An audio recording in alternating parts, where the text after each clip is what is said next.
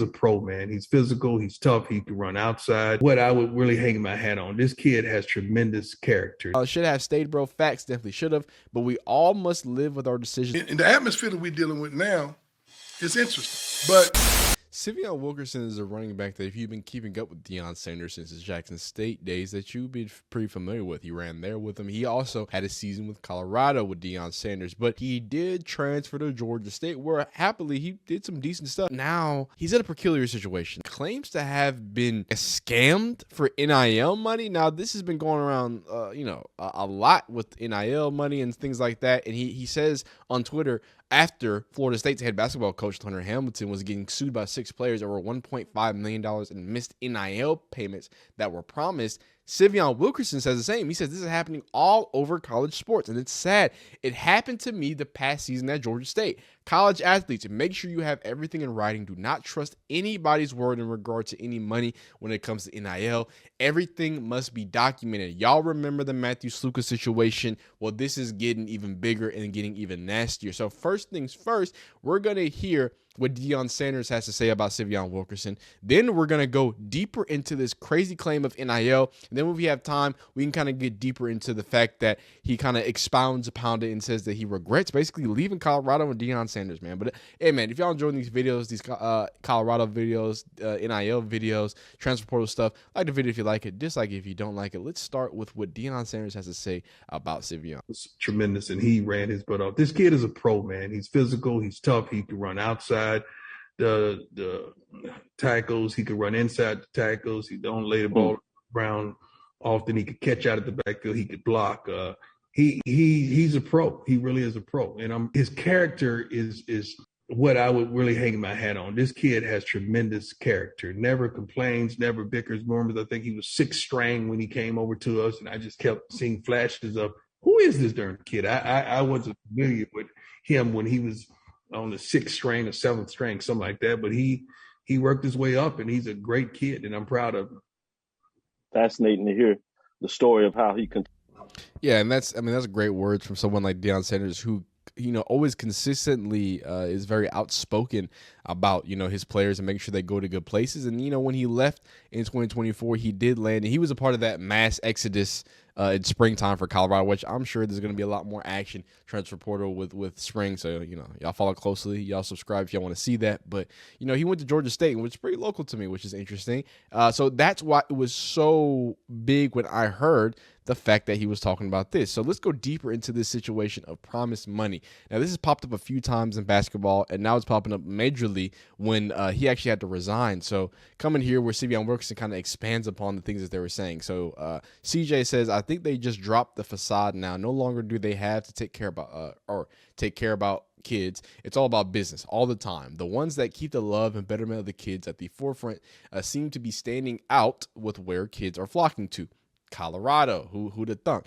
Some kids for sure. Other kids making moves for that money. Hey, it's all becoming corrupt. A real coach is supposed to be someone who is trustworthy and keeps their word while helping you develop. Lots of these coaches aren't that. So now the kids are moving different now. They have to. And I think that's super fair. I hate the fact that it's so easy to blame the players. And it's so easy to say, oh, well, the players are moving for money. That's what the coaches have been doing.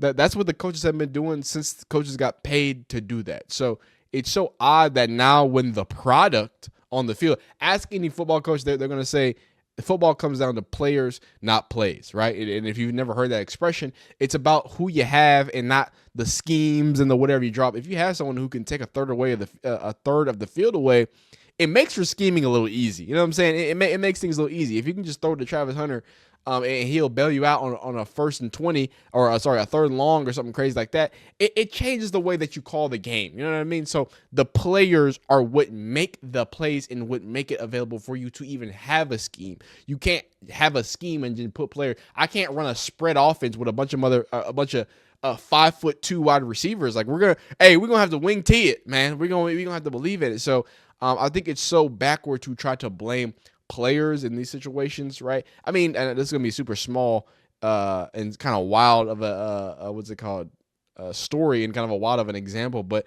Cam Ward was in a wing tee offense in high school. So he didn't get to show how great he was. He had no real D1 offers coming out. Had to go to Incarnate Ward. Y'all know the story. Wazoo, Miami, now possibly number 1 overall pick. So these coaches need to continue to get the bare brunt of the blame because that's what they're doing. So let's hear a coach who had to step down. This is his post-game press conference and his resignation. And this is in the midst of all the craziness happening with the NIL. So let's see what he has to say. We got off to a kind of a slow start tonight. Got down 11 points. And I think our kids were a little out of joint there in the first few minutes. I thought our effort was good. And I thought that Notre Dame was doing a very good job executing. They got out on us. And then we went on to 18 about the next game after we get through with that one. Okay? All right. Liam in the front row.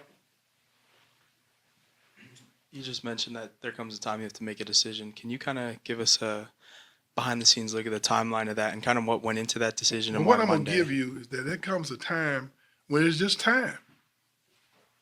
You know, and I'm not going to do like a lot of coaches, talk about all the ills or what's going on, all the challenges we have. It's just time. It's time for Florida State basketball to have a new voice. And it's time for what's best for Florida State. And I also think it's what's best for me. And so, you know, in the atmosphere that we're dealing with now, it's interesting. But nothing I say to you is going to change it. And I'm not one to want to give a whole lot of opinions about how I feel about this and how I feel about that, because we all have opinions. The thing, if you talk about the climate of basketball, I have more questions than I have opinion. For instance, I'm sure that the climate that we're dealing with now, whoever was on that committee, they did a lot of research to come up with the atmosphere that we're dealing with. And I'm sure there were specialists in that room, psychologists, financial people, and they did a lot of research to make those decisions. I would just like to know what their thought process was so that I could get a better understanding of how we're supposed to deal with what we're dealing with now. For me to criticize is already done. For me to talk about how challenging it is, I just like to, I'm sure that they had a plan for us to follow to make it better, because I'm sure there were a lot of intelligent people, well-meaning people that have been a part of helping shape the decisions that we're making, have shaping the situation that we all are dealing with. That is challenging. But none of that had a whole lot to do with my decision. You know, my decision is based on how I feel. And those of you who know me, I think things through. And I really think it's best for Florida State. And that's hopefully to be best for me. Coach, you have so many relationships in the business. How have you been able to not answer all the phone calls and the text messages and all that over the last 24 hours? I had about an hour a day with my trusted sidekick, Karen. And she had one phone, and we were just answering texts. I mean, because I don't want to ignore people who I've developed relationships with over the years. But we got through most of them, and tonight there's a whole another bunch of guys that we got to respond to. But that's part of the community of college athletics. You develop those relationships. I've been doing this since 1971, before most of you guys were born. And I've had an unbelievable ride. For me to be complaining, to say anything negative, would almost be sacrilegious. I've been blessed immeasurably. A lot of these guys, they keep mentioning the word Hall of Fame. I told them, I sent some texts, I'm trying to get to heaven. You know, so I'm not going, you know, if along the way, I got some accolades that I can enjoy fine, but my primary focus is trying to finish this season strong. Because, fellas, you have no idea the joy it is coming on a college campus and taking teenagers and ushering them into young adulthood. I enjoy when they want you to be at their wedding, they want you to meet the fiance. They call you on Father's Day. I have a text from Michael Ojo that I'll never erase. And every time I listen to it, I get emotional with the sincerity that he called me and wished me happy birthday, before he passed. And that meant so much to me. But those are the things that you develop along the way that far exceeds anything else. I'm proud of the fact that we've only had one player not graduate who stayed with us for 4 years. And I'm proud of the fact that I think that we've been trying to develop relationships that are not 4-year relationships, they're 40-year relationships. And, it's really, I think, sad for me to hear stuff like that, because the fact that in the midst of all that you have to deal with some nasty stuff like this, and we'll go deeper into this actual On3 article just kind of as I give my take on it. But I mean, like there's some, I would have to only assume some real genuine feelings there, right? I would have to only assume that there are some real genuine thoughts there about the state of not only college athletics, but college football, college athletics in relation to NIL deals and kind of like you alluded to the environment, right? And I was trying to be joking, be like, hey man, it's interesting that you want to get up out of here when 12:30, you know what I'm saying? These people was talking about how you owed them all this money. So let's go deeper into this, right? After we heard his words and his resignation that comes at the same time as this, we'll see how this is. Sorry, I apologize for the ads. I usually have,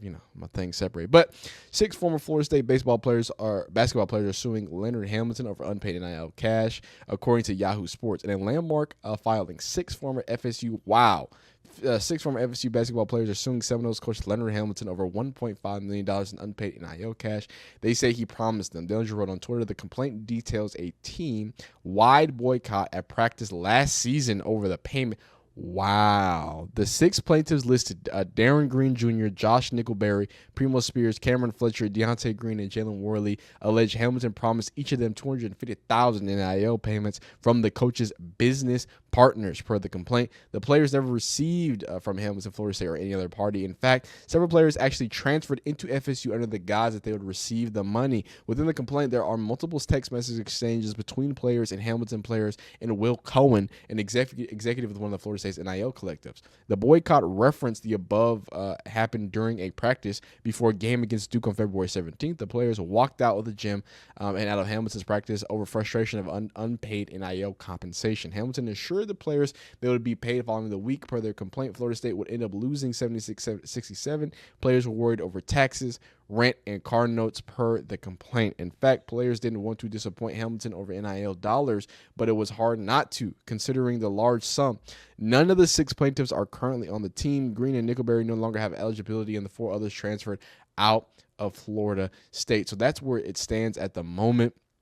But all in all, like you said, and kind of like I was alluding to, just even hearing that nastiness and now kind of seeing that, I'm sure that's not the only place that it happens, right? So to see the kind of dichotomy of the positives that he had to say and all the great, thought processes, all the great things and all the great reflections that he seems to have in relation, right, to Florida State and to being with these people and being on this team and supporting some of these guys. At the same time, man, if those texts are real and there is some stuff, I know you want to just sweep it on the rug and say you're a salesman, but you messing with people's money, man. You messing with the way people live their life, and that I really don't think can be excused if that is to be true. I'm hoping it's not. I'm hoping the resignation is just simply because it's what's best for Florida State and less because they were holding out of practice because y'all didn't even pay him. So shout out to Matt Sluka for doing the big one. He went ahead and said, "Nah, I'm out of here." He went ahead and found a home in a JMU as well. So going back on Syveon Wilkerson, right? This is someone who kind of continues to talk about not just the positives or not just his own experience with the situation, but also he's very open about the fact that he would like to be back with Deion Sanders. So he says, should have stayed, bro. Facts, definitely should have, but we all must live with our decisions, whether good or bad. And then he says, you will always have a Buff fam in Colorado. Wish we could get you back out here. Thank you. I'm grateful to be a part of the alumni family at CU. All thanks to God and Coach Prime. So this is somebody who is clearly regretting his decision to leave Deion Sanders. And this is not a throw pie in Syveon Wilkerson's face. This is just trying to reveal the nastiness that's out here from a guy that, from Deion Sanders' own mouth, is only just a great hard worker who gets the job done, who's a great professional, all these things that we account a company for, and all these things that we would seemingly attribute to being a great football player. He can't even get his money. And I would love for him to come out. I didn't see any public interviews from Syveon and his impact and how that really worked with his money. I'm sure, that there's going to be actual legal filings, especially with everybody suing people and all this craziness. So I hope he gets his money. But we'll take you a little bit of throwback and kind of have him talk, because I think it's just so great that most of the time these players have really positive relationships with Deion, even when they leave, right? And I think that starts with a very positive relationship when they're here. So let's kind of hear. Syveon, your role's been a little increased in recent weeks with Alton deciding to, save his redshirt year. What's it been like just kind of getting more work at practice and then the games as well?